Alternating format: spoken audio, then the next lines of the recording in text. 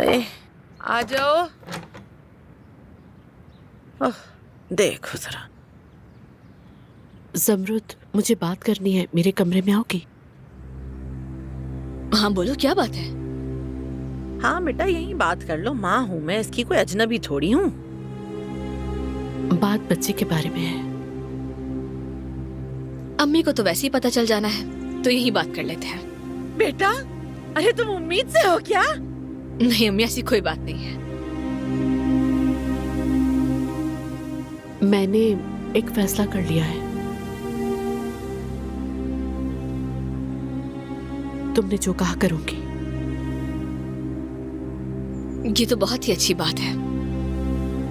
ठीक है।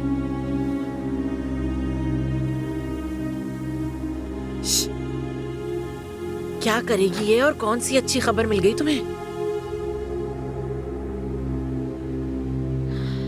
अम्मी, मैं डॉक्टर्स के मुताबिक कभी भी माँ नहीं बन पाऊंगी।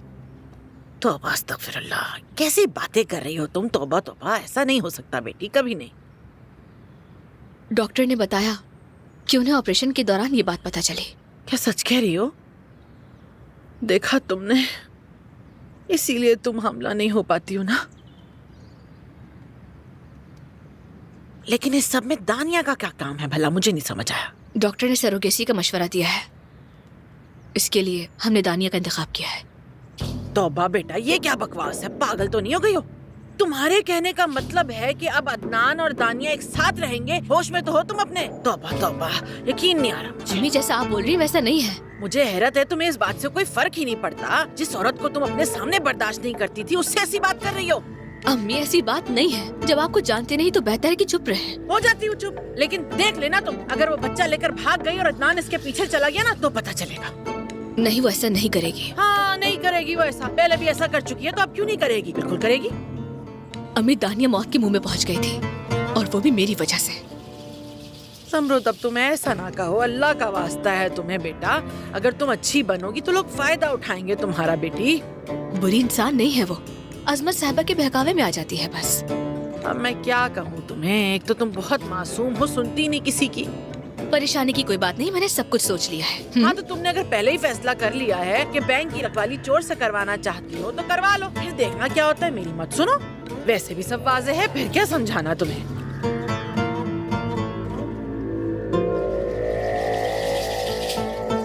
अम्मी, ठीक हूँ मैं, समझ गई। बाबा से कह देना कि उन्हें परेशान होने की जरूरत नहीं है। मैं वैसे ही सब करती रहूंगी जैसा बाबा चाहते हैं, ठीक है? आखिरी लम्हे तक किसी को पता नहीं चलेगा। इसकी क्या जरूरत है? तुम खुद के साथ ऐसा क्यों कर रही हो?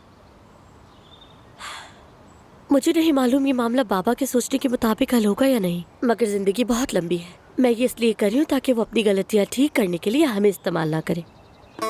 और ये दिखाने के लिए तुम अपनी माँ की तरह सर नहीं झुकाओगी? हाँ बिल्कुल, उन्हें पता चले कि हम उन्हें मुश्किल में डाल सकते हैं। मैं लतीफ की वजह से खामोश हूँ, ताकि उसके साथ कुछ बुरा ना हो। अम्मी,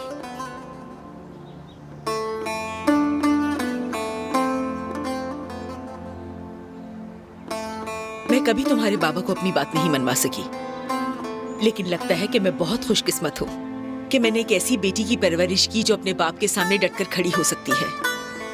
मुझे तुम पर फख्र है बेटी, लेकिन बेटी प्लीज अपना ख्याल रखना। खैर है, आप वापस जा रही हैं? हाँ, जा रही हूँ। चाय पिलाने का शुक्रिया।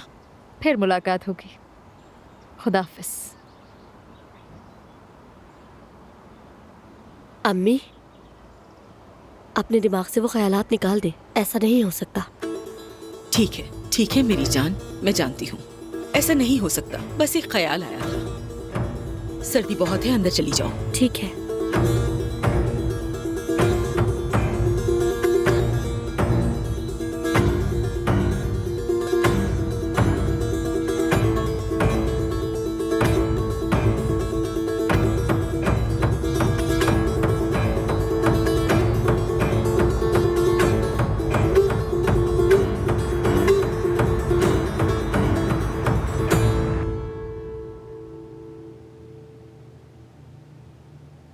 ओह, रूम सर्विस पसंद आया।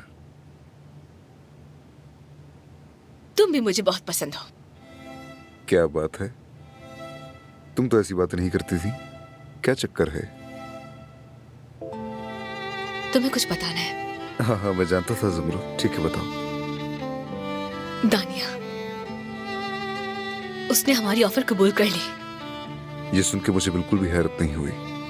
मैंने तो पहले ही कहा था तुम्हें कि तुम सोच लो, अब देख लो ऑफर कबूल कर ली। लेकिन उसने फौरन हाँ नहीं कही हमें, उसने सोचा फिर कबूल किया। ज़मरुद क्या हो गया, तुम बात को नहीं समझ रही। इस फैसले से जो मसाइल आएंगे ना उनके लिए भी तैयार रहना। मैं उससे बात करूंगी और जैसा उसने कहा था कि डिलीवरी के बाद वो अपनी बहन के पास ऑस्ट्रेलिया चली जाएगी। अच्छा खैर मेरी बात सुनो, वो जिस डॉक्टर से हमने मशवरा किया था उसने एक मुआवजे के बारे में बताया था। मैं सोच रहा हूँ कि हम ट्राई करें। अच्छा, एक कोशिश तो कर सकते हैं ना?